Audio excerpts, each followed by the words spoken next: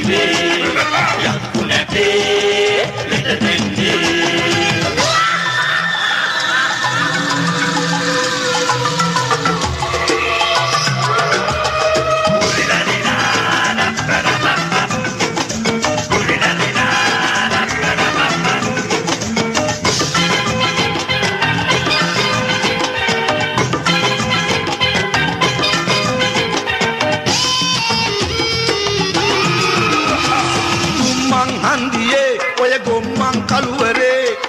කරලා දොළ ඉල්ලුවේ නෑනේ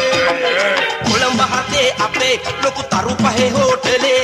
කෑම තමයි හැමදාමත් කන්නේ අමුසෝනේ නාන තොටේ නෙමෙයිනේ අපි ඉන්නේ කුරුඳුවත්තේ මන්දිරවල ඒක නැද්ද දන්නේ පෙර ගහලා අඬ ගැහුවට යක්කු වෙන්නේ